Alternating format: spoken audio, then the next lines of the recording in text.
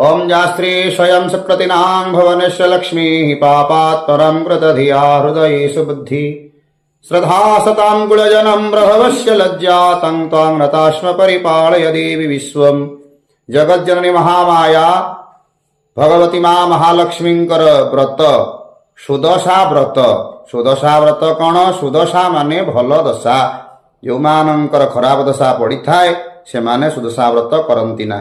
जो मानकर भल दशा पड़े से माने सुदशा व्रत केबे छाड़ती ना। प्रत्येक वर्ष थरे दिथर वर्ष को पड़े, तेणु समस्ते सुदशा व्रत पिंधती एवं मां को आराधना करती मां लक्ष्मी को।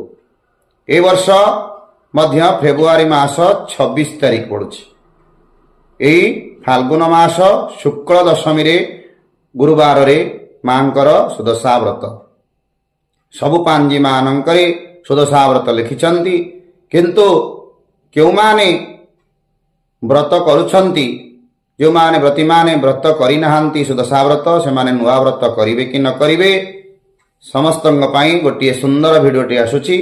आपण माने तळे दिया जाइथिबा लिंक रे क्लिक करी संपूर्ण भिडियोटी देखंतु एवं प्रकृत रे नूतन व्रती माने सुदशा व्रत करुछंती कि करुनाहांती सविशेष से वीडियो माध्यम रे कह जाइछि। मातृकृपा केवल चैनल रे आपण माने ताकू सुनिबा को पाइबे, तेणु आपण निश्चित भाव रे देखंतु से वीडियोटी को सुदशा व्रत विषय रे संपूर्ण विवरणी। जय जगन्नाथ, जय महालक्ष्मी।